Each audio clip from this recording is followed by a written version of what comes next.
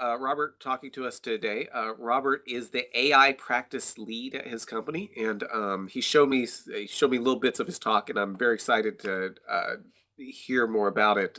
He's doing some very interesting things, and but he's going to be talking to us about managing uncertainty, and as you can see, he's got the great outfit for it. So, Robert, I'll turn that over to you, and thank you for joining us today. All right. Well, thank you very much for having me, Mark. Appreciate it. Quick ground rule before we get started. I do love it when people interrupt me. I know that's kind of strange and probably not typical, but it helps me understand where people might have gotten lost or I might need to go into a little more depth in something. So Mark has graciously offered to monitor chat or Q&A. I'm not familiar with WebEx, so however the mechanism is, but he'll let me know when there are questions. So thank you in advance. Appreciate that. Quick little bit about me. As Mark mentioned, I'm the AI practice lead for my company. I started as an individual contributor. I got real interested in all of the various meta work around building software. I've been a scrum master, an architect, product owner, tech lead, and a variety of other roles. About 5 years ago, I stepped into this AI practice lead role. And for context, my company is SEP.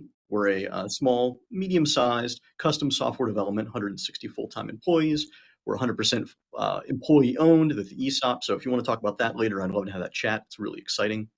Indiana, best place to work for 15 years running, and of course, ISO compliance and certification. And when I say custom software development shop, we really focus on bringing clients in who have interesting problems, difficult problems, and that's sort of the intersection of my AI practice lead work. So I'm in charge of bringing AI to the company as a tool to solve our customers' problems, as well as this intersection of uncertainty, because lots of things are uncertain, and AI doubly so, as Mark was telling us earlier about his anecdote. So without further ado, on to uncertainty. We face uncertainty every day, all of us. So traffic is a pretty clear example, though kind of mundane. Interesting, though, surprisingly complex traffic analysis. And so a simple question like, when should I leave for work so I'm not caught in traffic and my trip distance is minimized or duration is minimized? Of course, we face it with weather too. And I love this. Kudos to Mark Anderson here. So Tuesday, yeah, it's probably sunny. Okay, maybe it's cloudy, iffy. Who can say, right? And I say this with all of the love in my heart. Meteorology is a very difficult profession. I recognize that, but there's a lot of uncertainty in it. I would posit that us in this room, the people who work in Agile and in software, when will it be done is probably one of the bigger sources of anxiety around uncertainty. I get asked that question all the time. I've tried many different tools and techniques and models to deal with it. And I think this is a big source of for myself anyway, some of that uncertainty. Of course, I think we've all seen something like this, the humble Gantt chart. Um, and this is normally where in a live session I'd ask for some audience interaction. Show me, raise your hand if you've used one of these. Now keep them up if you had a good experience. And of course, all the hands go down, right? Now, don't get me wrong.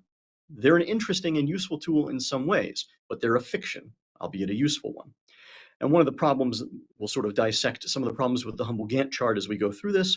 We'll talk about some of the intuitions and assumptions that people bring and how we can address those with different ways. All right, so quick go walk through of the takeaways that I want you to walk away with. I'm going to break this talk down into 4 parts. Think probabilistically, not deterministically. So how do we think about uncertainty? A tool, probabilistic forecasting, that we can use to manage some uncertainty. And then we're going to talk about communication tools to communicate what we learned from doing the forecasting. And then I'll end the talk with a case study of applying all of these techniques to a recent project that we delivered. All right, so we'll start with think probabilistically, not deterministically. How do we do that? How can we learn to manage uncertainty? And the answer is, I don't know. Now, I asked my kids, they saw what I was doing. They got real interested. They said, Dad, can we help? And I said, well, yeah, ham it up for me. Give me, your best representation of I don't know. And they came through in spades. It was really, really nice of them. So I just love this picture. But when I say I don't know, I don't mean we don't know or we can't. I mean, I don't know is the answer, right? The most powerful tool we have to thinking probabilistically and not deterministically is with that phrase, I don't know. And that's probably hard to hear. It was certainly hard for me to think about and for me to come to that conclusion and sort of internalize that. And a large part of it is because we're in a profession that prides itself on knowing. We're under pressure to be decisive. We're under pressure to know. We're knowledge workers. And so saying, I don't know, can often come as sort of an ego blow. But I don't want you to think about it as failure. I want us to think about it as the first step. And it's the first step to realizing that luck and skill both contribute to the actual outcome. It's the next takeaway. Let's look at an example here. So imagine a spectrum, and I know it's not exactly linear, but just bear with me for a second. On the left side, I hope it's your left, we have pure luck, the game of Candyland. There are no decisions in Candyland. If you've ever played the game, you have a board, you each have your own piece, and you're trying to move through the board, but there's no decisions. You shuffle a deck of cards, you draw the card, and you make that move. No decisions. You can't throw a game to soothe the ego of a 5-year-old who hasn't learned to lose yet. You can't try harder to teach that 5-year-old how to lose gracefully. You can't influence the game at all. It's pure luck. On the far other side of the spectrum, we have pure skill. An amateur beating a grandmaster at chess is extremely unlikely. And in fact, there's a whole elo system behind ranking and understanding likelihood of one particular player beating another. And it's a fascinating system and how it ranks people. But the point is, I'm going to call this pure skill because we're not rolling dice to see which pieces you can use. We're not rolling dice to see how far your knight moves. The rules are deterministic, and the strategy really plays the biggest factor. In the middle, this is where the interesting decisions are made. This is where the interesting things lie. Now, I don't know where people are from around here, so I won't use my typical Midwest example of euchre, but just picture any card game that you enjoy. There's a combination of luck and skill. The deck is shuffled, similar to Candyland, but we have some decisions. We see a fraction of the deck, and there's room for an underdog or an upset or someone coming from behind. So luck as well as skill play factors in the interesting decisions that we face on a daily basis. Next, and I've kind of put these together, there's more than one possible outcome, and they're not equally likely. And you may look at that and say, well, duh, but it's easy in hindsight, and there's a reason we have this saying, hindsight is 20/20, is because it's easy in hindsight to look at something and say, well, that's what was going to happen. And in truth, that's not the best way to look at it. Now, since I am the Riddler, and I am familiar with the secret society of supervillains, true story, that's the real name, we're going to take this villain, Blockbuster. Now, I don't give him a lot of credit for his creativity or his witty repartee, but Blockbuster here definitely has a plan. His plan is to smash Gotham City and then profit, more or less. But Blockbuster here, unlike the Riddler, is thinking deterministically. And so his plan looks like this. And he's missing a very critical factor, that there's more than one possible outcome. While he may profit from smashing Gotham City, he may also be stopped by the Batman. Probabilistic thinking, we need to brainstorm what the possible outcomes are. If we wait until one of these has materialized, it's too late. The decision has passed us by. We may be able to evaluate what the options were and the likelihood, so we can assign some percentage to them in retrospect. But we need to use our judgment to think about that ahead of time, because not all outcomes are equally likely. So I don't know about you, but I don't put a lot of my money on Blockbuster in the situation here, and I think that Batman stopping him is probably the more likely outcome at the end of the day. So by thinking probabilistically, we can help to bring uncertainty under control. Not one of my prouder moments, but Batman did certainly bring some certainty to the situation. We're going to look next at how we can apply this thinking about multiple outcomes, about percentages, and about luck and skill, and apply that to our situation. And the way we're going to do that is with probabilistic forecasting. Now, if you've already heard about it, bear with me. I'm going to go into a little bit of detail here, but this is more of a broad general talk. I have a whole separate talk that's an entire hour about just this specific topic. So we're gonna cover the surface and go into a little bit of depth, but not a ton, not the math behind it exactly. Back to the humble Gantt chart here. And I think we all know that this isn't the answer. It feels good. It feels real good to lay out all the tasks, to assign order to them and dependencies, and then watch them lay out. And you can sort of walk your way down the chart and say, well, clearly, May 20th, that's when Batman's suit will be ready. But it doesn't reflect reality, and there's a lot of reasons why, mostly centering around the difference between probabilistic assumptions and deterministic assumptions, which what the Gantt chart is really based on, is that deterministic view that we know isn't right. So I think we can all look at this Gantt chart and understand it's projecting approximately May 20th. But one of the critical things that's missing is it implies a certainty around May 20th. It implies that it will be May 20th. There's no good communication mechanism in this Gantt chart around uncertainty, around where it might actually land, what the odds are. Because I think we can all look at May 20th and say, well, clearly it's not going to be on exactly May 20th, but how big are the error bars? How big is the variance? These are all some of the critical missing components. So let's look at a simple probabilistic forecast that we've all seen a bunch of times, the humble Google Maps route planning. Now, I like this one. This is actually the route to the last conference I gave this talk at. And you can see a couple of interesting factors, and we'll go into more detail on these later, but a couple of interesting factors, like it shows multiple options. It gives me time. Now, it does imply a false level of precision and accuracy with those, but I think we can all look at it and see that there are some options and sort of get a rough idea, because of the options and the different time that's shown, about what our realistic arrival time might be. So it's pretty powerful and a good UI. But we're going to look at a more complicated case now.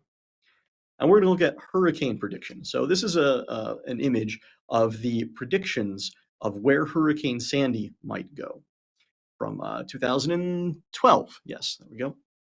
Now, Hurricane Sandy, very important hurricane, very big, dangerous hurricane. It was very important to all of the people on the coast where it might land to understand if it would hit them or not. And so this was a very important forecast. This particular graphic shows a bunch of the aspects of a good forecast, and I'm going to go ahead and enumerate those now. So number one, it shows multiple options. I hope this comes across on your screen, but each of those dots and lines between them are a different possible future, a different scenario that was projected. And you can see where the majority of them fall within those yellow bars. But certainly some of them are outliers, either on the western or the eastern side. So it's important to show different options in which all used different assumptions or different calculations, different inputs, and different parameters.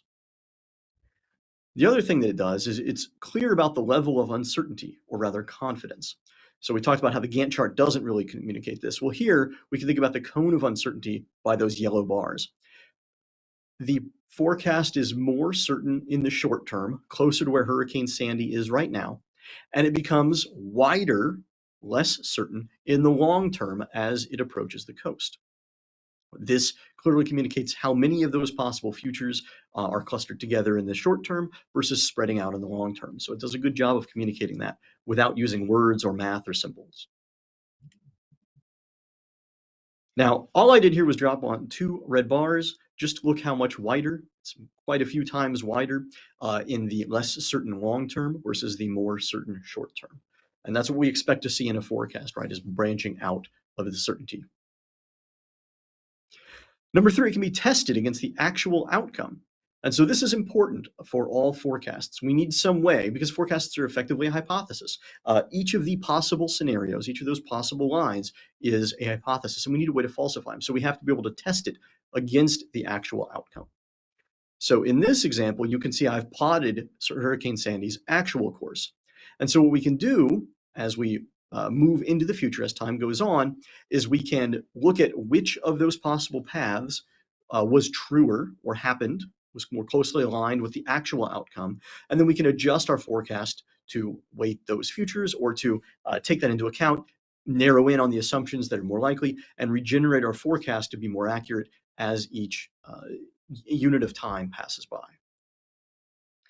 And so number 4, it needs to be updated as new information is received. So let me show you an example of that. This is a later forecast of Hurricane Sandy, and you can see how Hurricane Sandy has moved up from the islands, up just off the coast. The short-term, more certain cone is just as thin and small as it was before, because these are new projections.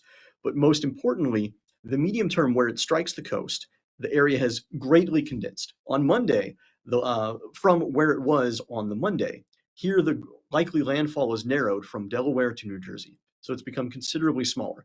And everybody who is worried or trying to understand where it might land now has more confidence in the likelihood, as well as a narrower likely area of impact.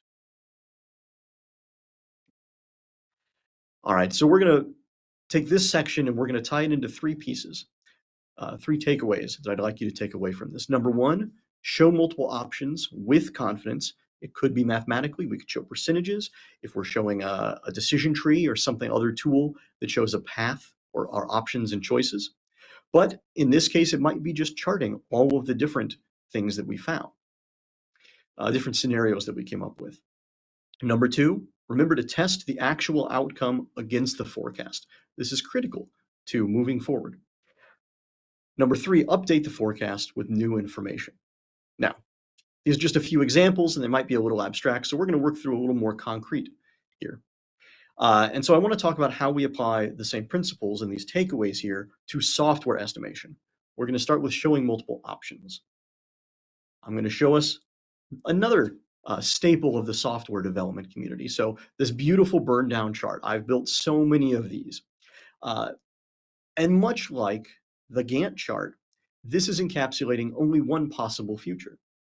While it does tell an interesting story, and it does give us a likelihood that we'll be done in sprint 9, maybe 10, maybe 8, it doesn't convey the certainty, the confidence, and it doesn't convey how likely various possible realities are. And I guarantee that reality will never play out exactly like this, because reality is much gnarlier. Reality looks a little more like this. Our backlog might be 20 to 30 stories, or our velocity might be 2 to 4 stories per sprint, right? And it's human nature when pressed, someone says, well, what's the velocity of the team? It's human nature to give a single value. We often might average that value and say, well, it's on average 3, but that doesn't tell the whole story. And I'll go into a little more detail on that in a minute. Let's look at what we could do right here. Well, the first thing we can do is we can take the backlog of 20 to 30 stories and we can acknowledge the variance. Now, we might all look at our backlog and say, well, it's just 30 stories or just 20 stories right now. But often what happens is the backlog size changes. Even if we have a fixed scope of work, new work is discovered that simply has to be done, which is effectively a rise in backlog. We find bugs, and those can be captured, depending on your process, as a change in backlog size. Tech debt.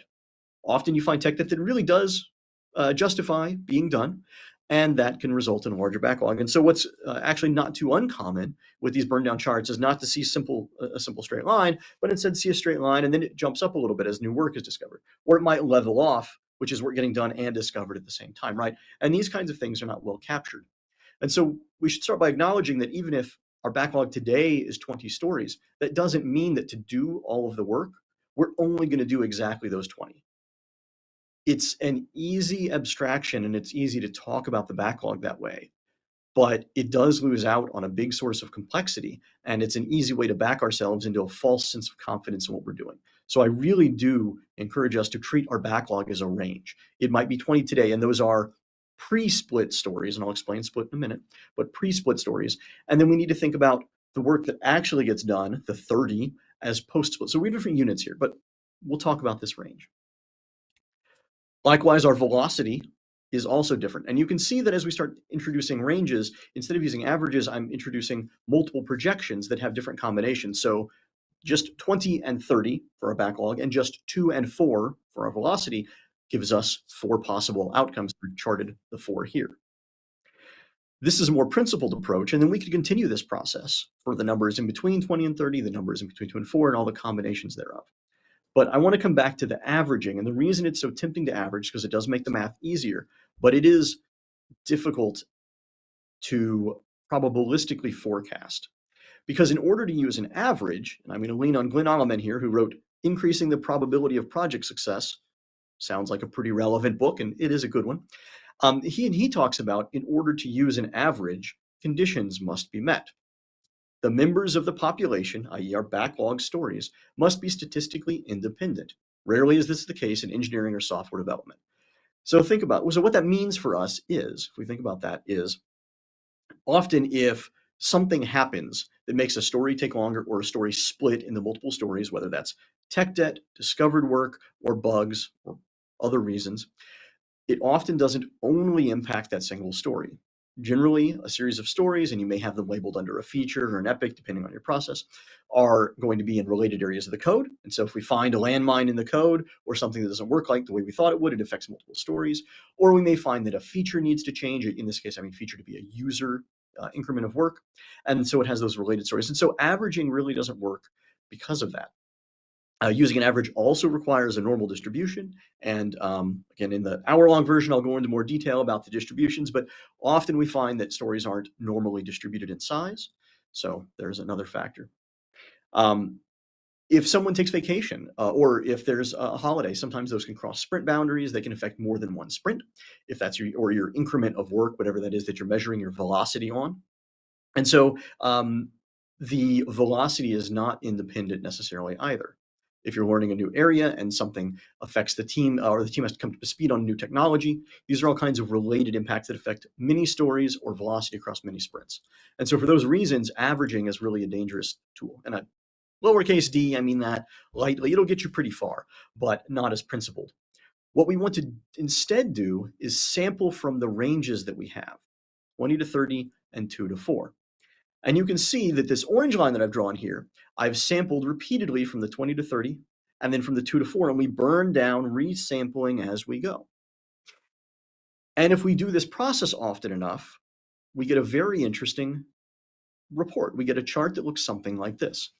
Now I'm kind of giving it away by showing that I'm using an automated tool here to do this, but this is simulated burn downs. And you can see the distribution, you can see the width, and you can see that it's pretty tightly clustered. And then there's a couple outliers earlier and later. And so this begins to look a lot more like what our hurricane forecast looked like.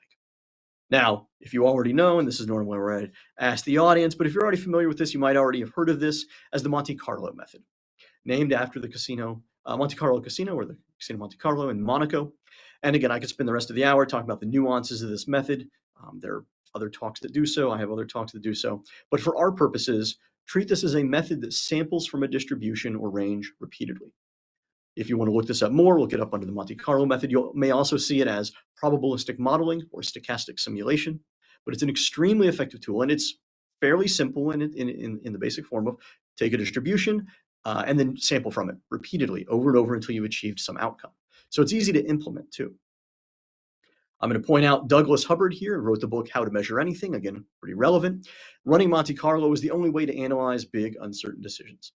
And so I have used it for many big, uncertain decisions, not just software.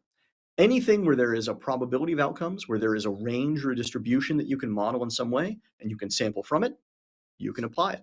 I've used it in many other places. I've seen it used in other places. Our CEO uses Monte Carlo estimation for things like company headcount over time, share price, revenue. So it's a very broadly applicable tool. We're going to focus on it, though, in the software development realm. And I'm going to point at this gentleman, Troy McGinnis, who wrote the book Predictability at Scale. And as we should do in software, stand on the shoulder of giants, Troy McGinnis had made a tool for us that does this and makes this process very easy and straightforward. Now, I don't usually recommend a specific tool. As we say in Agile, people and processes over tools, right? And I do appreciate that, and I agree with it. Sorry, people and interactions over tools and processes. Mark, you'll just have to edit that section out, sorry. This is a tool to foster communication between people, that interaction between people. And so, like I said, I don't normally advocate for specific tools, but in this case, I would like to walk through this specific tool again. The most important part is going to be the conversation interaction that this tool fosters. All right, there's the caveat. Now, by the way, this is a free tool, I should point out. So the tool starts with something like this. How many stories are remaining to be completed? You make your guess. There's a little fudge factor for complexity, and so we can talk about, is this something that the team is familiar with? It's well understood, it's low complexity, we've done something like this before, and you have some other options in there that are pretty clear. Story split, so again, this is often related to defect count, so how well do we understand the problem that we're trying to solve or the domain we're working in? Tech debt, how well do we understand the code base that we're operating in? Those kinds of factors we've talked about before. Throughput and velocity, and you estimate what it is for the team. Now, none of these should be done in isolation. I've in fact written a whole blog post with more detail about each of these inputs and the right conversations to have about them.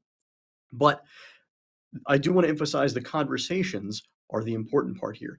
What does the team think the low guess is for the work to execute and to accomplish this goal? What about for the high guess? The same with split rate and throughput, right? How much work can we get done on a low sprint or on a high sprint? It's these conversations that are driven, that really drive the learning and get the team on the same page about what our inputs look like and what the shape of our work will probably result in. Now, once you've done that, had those conversations, you plug those numbers in, it gives you a series of interesting charts.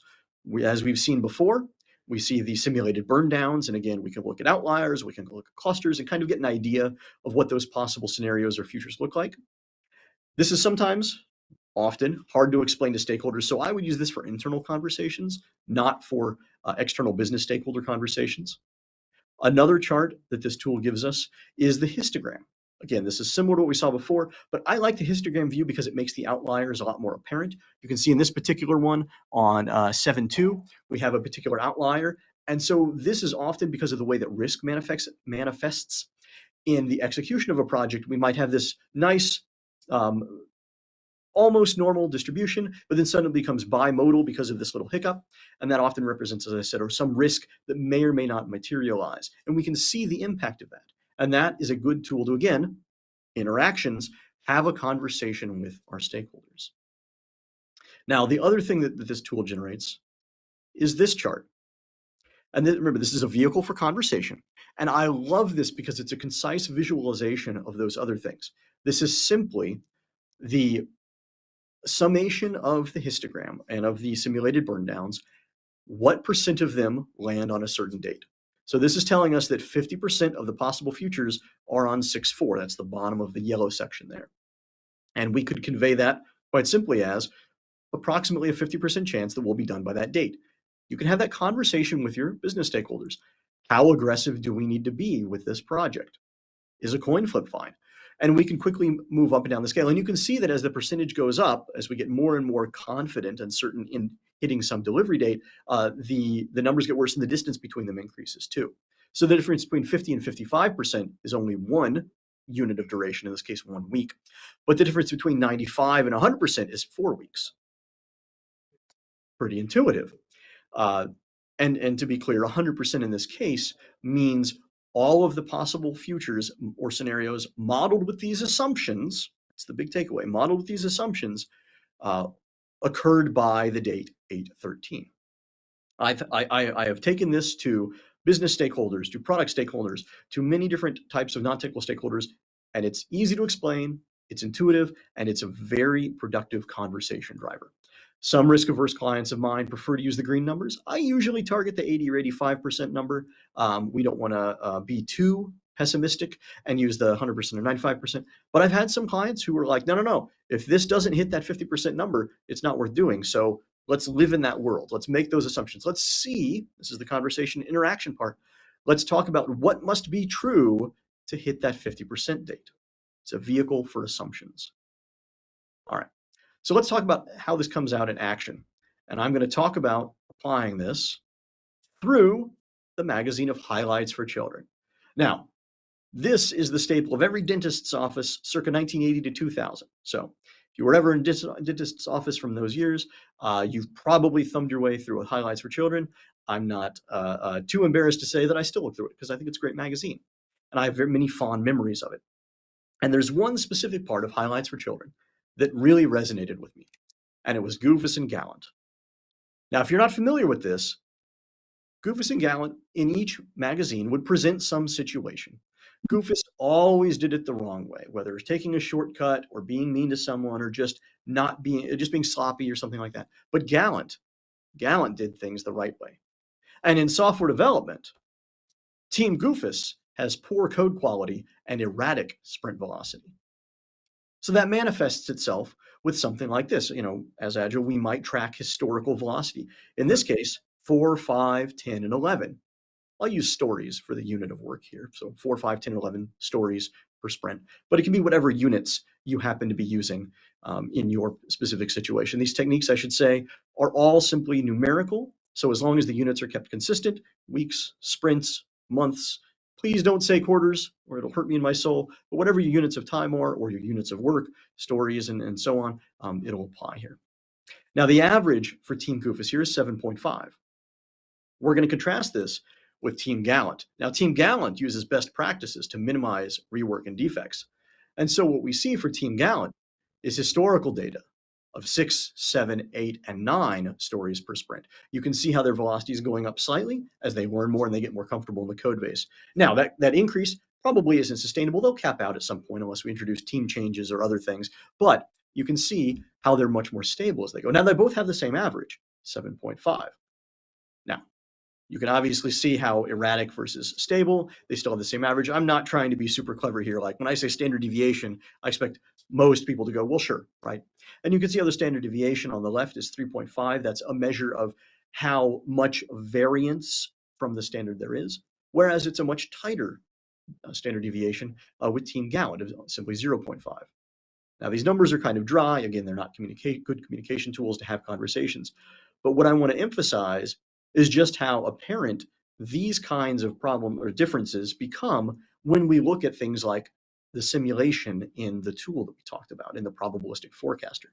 Now, it might be a little hard to see, so I'm going to drop some arrows here as some lines, and you can see how the earliest delivery date from the top is in the middle of the bottom simulation, but the latest date of the top simulation is somewhere not yet to the worst case of the bottom. In other words, the top one has tighter variance, even though the best case isn't as good, the worst case isn't nearly as bad either.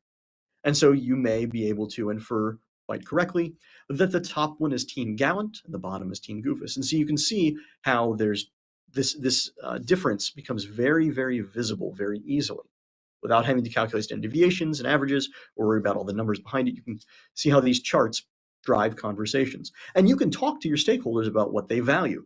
It's possible, I hope it's not too likely, but it's possible that the stakeholders actually value the earlier best case of Team Goofus, and they really want to try for that. They want to shoot for the stars and try that. You have to make them acknowledge that the worst case is also worse. But that's the conversation we want to have. All right, so can we test the actual outcome against the forecast? All right, so back to our burn down chart. And so one of the things that we can do quite easily is we can plot where we are in this cluster of probabilities.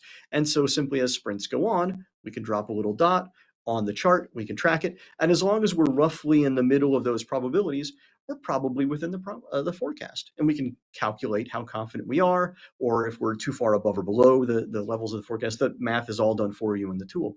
And that's handy to help us understand where we are against actuals. But it's also very visual, which again drives those interactions. And we can see here that like, oh, our remaining backlog kind of leveled off, whether that was through introducing new work or not getting as much done or a combination of them, but that might be a little bit of a yellow flag. Let's have a conversation. Maybe it's not a problem now. We're kind of at the upper end of our probabilities, but if it happens again, we might need to do something about it. Or if our reality looked more like this, we would know, okay, flag on the field, hang on a second, we're at the far outer edge of our forecast. This is a clear sign to investigate further. Maybe our forecast was wrong. Maybe it was right. And the numbers that we plugged in, the assumptions made sense at the time, but we need to reevaluate those, right? Again, all of those interactions and conversations that we can have driven by an easy visualization. Finally, using the example of that hurricane forecast, we need to be able to update our forecast with new info. Now that's as simple as plugging new numbers into this thing. And we can simply compare our forecasts as we did earlier with Goofus and Gallant and see what our new forecast tells us about the new reality that we're understanding. Right? So it's pretty straightforward and pretty easy.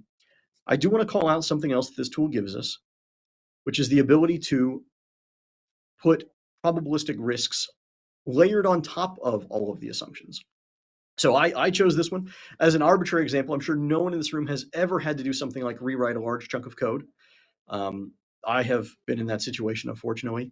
And so it's a good example of a possible, it's only 50% likely in this model, but it has a high impact. Now, I sort of exaggerated the numbers here specifically so that we could see it easily. But when you look at this kind of outcome, it makes it pretty obvious that there are really two worlds. And, there's a distribution, two distributions here, very bimodal. And so that is an excellent conversation starter to take to our stakeholders and say, look, this risk will double the time or whatever the change is, right? We live in a world where the risk does materialize or it doesn't. And here's clear impact. And so that is more, rather than trying to communicate, well, it could be delivered anytime from 129 all the way to 423, which is a really wide range. And I think in this case, our business stakeholders would not be happy with it. We can have a better conversation. Well, this risk is the linchpin, and our range is instead 129 to 35 or 312 to 423. And suddenly the differences become quite apparent. All right. Now that we've talked about how to think about uncertainty and how to use some techniques and tools and the principles behind probabilistic forecasting, we're going to talk about how to communicate that, right? We've got a mental model, we've got some tools and some concepts. We need to talk about that with people who don't have those necessarily. Now, certainly, you could give them this recording and you could have them watch all of the other things and maybe it would be on the same page. But I find that difficult with to get a lot of stakeholders to do that. So we're going to talk about some intuitive ways to communicate uncertainty. And we're going to talk about bet language. So I think we can all have some intuitive idea of what it means to place a bet. And yes, if you notice in the screenshot, there are two ace of spades, which is probably my single favorite part of this, but bear with me here. Bets, we have some intuitive idea of what it means, but I'm going to go over it in a couple bullet points just to sort of make sure we're all on the same page. So the first part of a bet is a cost. There must be some cost to place the bet. If it was free, it's not an interesting bet. We would just always do it. There must be some cost. Now, certainly, as in the case of my colleague, the Joker here, that cost could be money, right? Money, budget, headcount, billable hours. It could be whatever metric that you have or you have at your disposal there. But there can also be other intangible costs. Here, for example, my reputation preceded me, and you know what? That's okay. Reputation is a possible cost too. I bet that dressing like this would make this talk more memorable, and I put my ego on the line and my comfort level here. As a consultant, 85+% of my business is repeat and referral. I don't often go out and do cold calls or anything like that because my reputation is what I bet. Every time I work with a client, I teach them these techniques and we look at those percentages. I'm putting my reputation along with their money on the line that we can accomplish some goal with some time frame and some odds, right? You have to put something on the line that could be lost. That's the cost in service of a potential gain. Now, the second part is odds, right? What are the odds that Batman is the world's greatest detective? What are the odds that Two-Face's coin will come up heads versus tails? What are the odds that the so-called world's greatest detective can figure out one of the supervillain's greatest riddles, right? If it was guaranteed, we wouldn't be here. This would all be pretty straightforward. So there's some odds, and we often don't know those things. Sometimes we don't even know them in hindsight. We want to take care, though, that we don't look in hindsight and assign a 100% chance to whatever did happen. That's called resulting. We want to assess that there are many outcomes and they have different likelihoods. Which brings me to my third point, outcome. This is where we differentiate the singular outcome when a situation resolved itself versus the many possible outcomes. In this situation, Batman may dispose of the bomb, or Batman may blow up the nuns. We don't know. Now, admittedly, since it's Adam West's Batman, who is deterministically the best Batman, the odds are 100% that he will succeed and dispose of the bomb. But, exceptional cases aside, there must be some set of outcomes that we think about and some singular outcome that actually happens. So use bet language and keep in mind that bets have a cost, odds, and outcome. Now we're going to apply this concept to a bet. Now this is a bet between Batman and Ghostmaker. I bet I can get there before you. I bet I'll take that bet. And so clearly, the bet is outcome focused. The bet has some clear winning and losing. Only one of them can possibly reach the orchestra at the same time. The description of this bet must acknowledge that losing is a possibility. Now, these two may not acknowledge it, but implicit in being outcome focused is this acknowledgement. I feel like too often when we talk about experiments, which is a good language for use in Agile, we talk about experiments as something that will always succeed. Now, the learning may happen, but we need to be careful about how we talk about this and that we may lose that investment. We may not learn what we need to, right? There's some probability there. It has odds, sometimes known, sometimes not. Now, ideally, we'd get Batman and Ghostmaker to run that same race 1,000 times, and then we'd know the odds. But I don't think we'll get them to do it more than once, right? And in real life, that happens too. How many times do we build the same product? How many times, outside of software, how many times do we each buy a house? It's probably not more than 10 times in a lifetime. How many times do you buy a car, right? And so for these reasons, we have to rely on our judgment a lot of times. In the words of the ancient Greek software engineer Heraclitus, no one ever steps into the same code base twice, for it's not the same code base and they're not the same developer.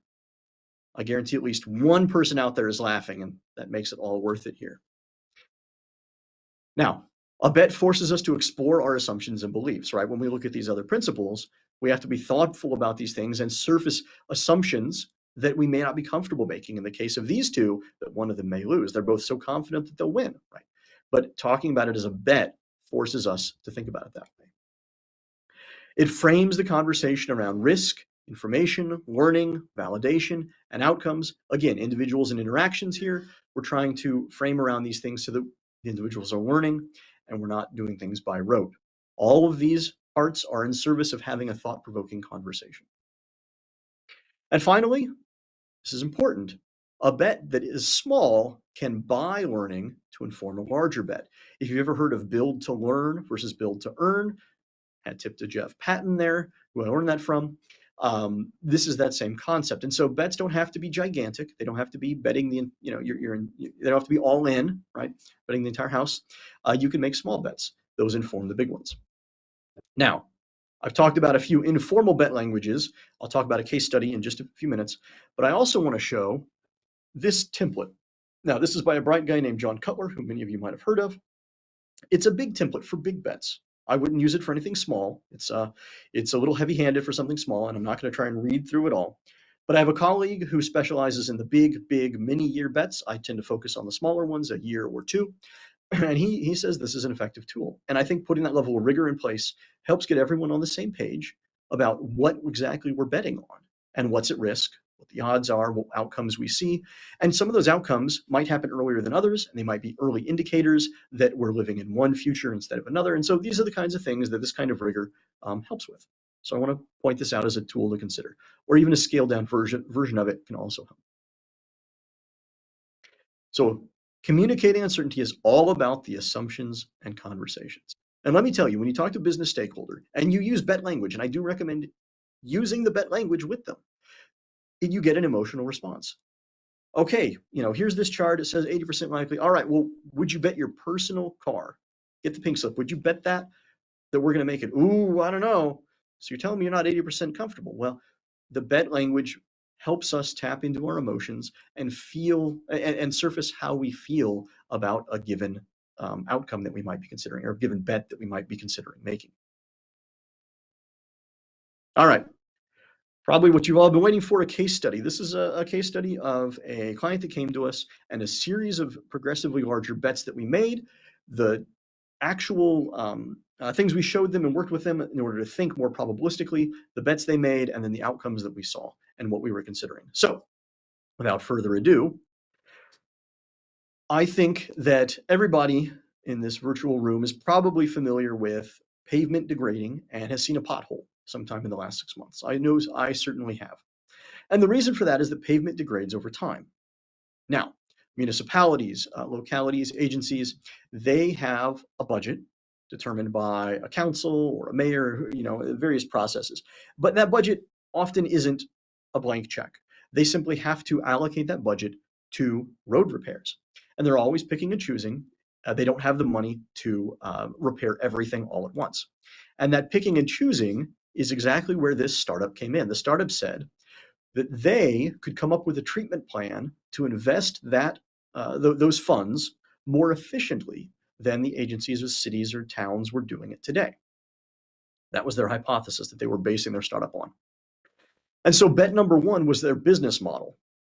They had to worry about things like product market fit, time to market, the unknown unknowns that we were going to learn about, the legal framework, frankly, engaging with city or town in this way, placing the money. They wanted to effectively buy the maintenance rights to a piece of road, perform some repairs, and then over time transfer the rights back to the town or city, was kind of uncharted territory. And there's a lot of complexity to that solution too.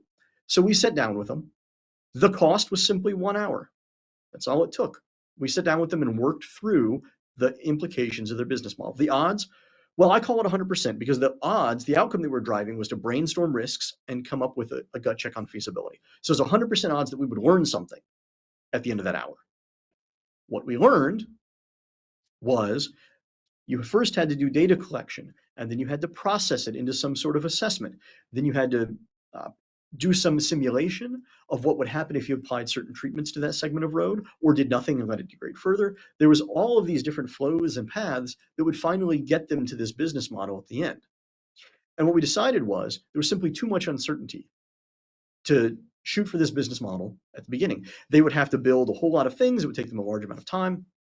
While certain parts were outsourceable to sort of accelerate their build process, they would still have to build a very large product around this. And they said, okay, our hypothesis, they still feel confident that their hypothesis was right. They could allocate the money more efficiently, but they needed to find a different way to leverage that competitive advantage or that knowledge that they had. So we placed bet number 2. The cost here is 1 week.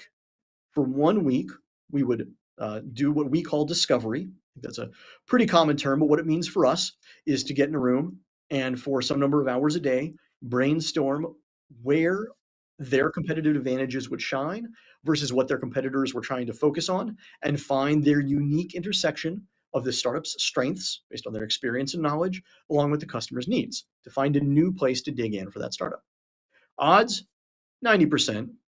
There's a chance that we're just going to say, look, you don't have a way to do this with the time and funding, the runway that you have. You need to find more money or you need to find a different way or hire some different experience, right? So there's a chance here that we come up with a plan that doesn't work or we identify that plans will work. But I felt pretty confident based on their collective 40 years, they're probably more, I think it was probably more like 60 years of experience in this area between the 4 of them in the startup, that we'd be able to find something. They had a lot of knowledge in this area.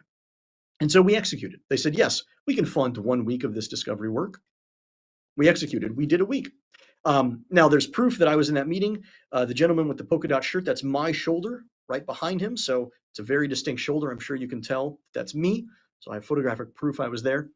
But that was 1 week of brainstorming, divergent thinking, filling up whiteboards, eventually convergent, trying to find new places to bite in. We did a lot of activities. There were tons of different tools. We did competitive analysis, we did service maps, all these kinds of things. I'm not going to dig into the details. Again, that's a whole separate hour talk on just the discovery tools and activities we did. But eventually, we were able to come to a decision jointly that probably the best place to dig in was a SaaS product that focused just on the treatment plan. We had to assume that all these agencies were already doing data collection. We had to assume that they were already scoring things on their own. And we had to assume that this small group of people could simulate what would happen when a various treatment was applied or when pavement was left to degrade on its own. Which takes us to bet number 3. We need to understand several things. Now, we costed this out at 8 weeks, so approximately 2 months of work. We needed a slightly larger team, so the price went up, the bet size went up. The outcome that we were shooting for was to make a go, no-go decision on the big bet. The big bet is building this product. We put the odds at 75%. There was a chance, 1 out of 4, we ballparked it at, that we would come back with maybe you have a valid thing, but like people just aren't interested in this tool, or we're approaching it wrong and we have to pivot and come at it from a different angle. But the goal here was build to learn, build something small in 8 weeks to inform the big bet.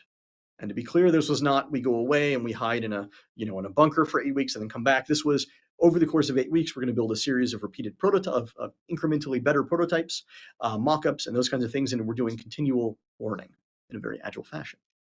So bet 3A, technical feasibility. Remember my title is AI practice lead. Here's where the AI comes in. Can AI produce good enough budgets in a short enough time frame? We wanted this to operate on the order of seconds or minutes, less than the time it takes to go get a cup of coffee. We wanted to operate, they take a couple sips and we have a plan for them. That's very tight timing constraints, especially given the very large size of these plans. And I can go into a lot more detail about the complexity and size, but we'll keep it at the fact that that was a technical question we needed to evaluate. In parallel, we needed to evaluate market feasibility. Does the market want this product? How would they use it? Is this something people would be interested in? Can we align our potential users, so the city engineers who would be in charge of being responsible for these plans, with the people who have the purse strings, whether that's a mayor or a council or whoever else is going to pay for it, right? Do their interests align enough that we can make a product that they'd both be interested in? So over the course of these 8 weeks, we did technical feasibility. And what I want you to take away from this was we built a prototype. The part of that prototype was modeling the current approach. We called it the old approach here. That's the orange line. And you can see that left to their own devices, this old approach sort of resulted in a degrading health of the average health of the road network over time. But our optimizer, and this was just our prototype, we had room to improve it overall over time. Our optimizer prototype was able to keep a much higher, steadier score. So we were already seeing pretty dramatic results just in 8 weeks, just with a prototype. Um, in parallel, we did the market feasibility. So again, we did a series of activities. We talked to users. We showed them, at first it was cards and then mock-up screens and then interactions and like all these different things to learn about product market fit, right? There's a very real danger that some users simply would never accept any new product. They liked what they had. They were comfortable with it, even if it wasn't ideal, even if it could save them money to try a different approach. They were comfortable with it and they knew it. Others were very technologically technologically adept or interested, and they wanted the new thing. They wanted to try the new thing and see how it would work. So we had to evaluate what the market would look like. At the end of that 8 weeks, we were able to put a check mark next to both and say, yes, they both look good. We can, in fact, our prototype is producing solutions in a few seconds. Funny story. In our first deployment to users, they actually weren't sure that the AI was doing anything because it was executing too fast. We had to actually slow it down because it was going from the order of about 2 seconds to maybe 10. And then the users felt good that it was thinking real hard. So it's a funny way that things work out in reality. But as we said, for part A, bet A and B, we were able to check them and say, yes, there's definitely a market need here, and we can definitely produce a solution to do it. Of course, once we learned this, the immediate question, the sort of thing that brought everybody here with, and I started with the top of the hour, was what would it take to bring the product to life? So we sat down, we used the story map, the breadboard, the capabilities map, all of these different things to establish scope. We sketched out what an approximate team would look like, and the costs of that team, the ranges for velocity. We talked about the assumptions. All of these were conversations that we had with our developers as well as with our client, the business stakeholders in the room. None of them were developers, so this was something we could have a conversation we could have with them. We built the histogram. Now you can see there we had some risks, and that's that bimodal piece I showed earlier. We looked at the simulated burn downs, and you can see a couple of outliers. Boom, here's where we can say our delivery schedule possibilities, our budget with that projected team staffing and that time. We showed this to them. This is actually the distribution that we brought to them and the forecast that we gave them. And again, to be clear, this was useful output of the tool, but the real value was the conversation, the interaction we had with them, and the assumptions that we identified with them to do this. In fact, I gave them a copy of the spreadsheet and said, here are the numbers, here are the assumptions that we've all talked about. Feel free to tinker with it. And if they feel confident they can negate an assumption or they can take some care of some risk or do something else, that'll change them. And they're free to play with that, right? Once we told them about how the tool works. Well, eventually they decided as a startup, they simply needed to get to market faster and spend less. And so what we did is we worked with them to rescope, look at cost and timeline. And so I have the two inputs side by side, the two forecasts side by side. And you can see here how the right side is the new, smaller forecast. And you can see where the delivery dates line up. And so we were able to bring that delivery date in considerably and the confidence and certainty. And you can see how that scope change affected the timeline and likelihood. And that's when they placed bet number 4, which is to become, instead of building a SaaS product, become a professional services company. We built a much smaller tool with a lot less emphasis on user experience because we were building it for these 4 people at the startup to use as a tool to augment their professional services, instead of a SaaS product that any of their users would have to be able to use without any training. We could train these 4 people on it, greatly brought in the scope and the time, as well as making it easier for us to develop. And so with that condensed timeline, they have been they've been using this in production and they've been selling their services. In fact, we've had several touch points with them since we delivered where they said, oh, we've had new of their customers asking for new features. So we've added new capabilities to this. And the plan is once they've been a professional services company long enough and made enough money, they'll use that to reinvest in us to turn this into a SaaS platform. So you can see how each of those bets we placed sort of progressed, informed the learning, and help them pivot at each step into the right product for them at the right time. All right. Thank you so much for your time, everyone. Recap here with the takeaways. Think probabilistically, not deterministically. Use probabilistic forecasting. Communicate the uncertainty. If you would like to talk, if you have questions for me, please, I'd love to talk about them now. I tweeted out this slide deck. You can see my Twitter handle down in the corner. So you can get the slides pretty easily. I'll take questions, as well as if you'd like to talk about AI, bets, forecasting, or uncertainty after the fact, please get in touch, and I would be happy to talk about that. Cool. Thank you. That was very interesting. Does anyone have any questions you'd like to ask Robert? Any thoughts? And I'm going to put that link to the slides in the chat here in case Oh, anybody's thank you, got Mark. that. Excellent idea. Okay, so any questions for Robert, feel free to type in the chat or just come off mute and feel free to speak up. I can ask a question. When you were in phase, this is Ross, unless other people have questions. In phase 3 of your bets, you said there was a 75% chance of your being successful. To me, you said that the failure and be like, hey, this isn't a viable business model is a failure. But to me, your failure is actually getting a false positive or a false negative, where you say, yes, we can do this, and you're actually wrong. There is no market for it. Because saying, hey, this doesn't work, and you being correct is an awesome result. Saying no correctly is much better than saying yes incorrectly. So I think your odds of not giving a good forecast, I think, is your failure there. So I think that's an excellent point. That's very yeah, insightful. yeah, I'm biased because when I was thinking of odds, I put down this based on the conversation we had with them, and yeah, they would, and I see what you're saying, and I completely agree. yeah, They would have taken, no, we can't move forward with this as a failure condition because they had already spent a considerable amount of time trying different ideas, and they were kind of at the end of their brainstorming process when they came to us and we started this whole process. yeah. So yet another negative result would have been difficult for them to come back to their investors with. But I do completely agree. It would have been better than moving forward and getting it wrong. So Yeah, that excellent if point. this doesn't work, you want to know that, and you should be so happy with that result. But if that's Yes. not what they want to hear, yeah, Yeah. Yeah. And delivering news that they may not want to hear but need to hear is itself a different talk and a different skill, but an equally important one. yeah.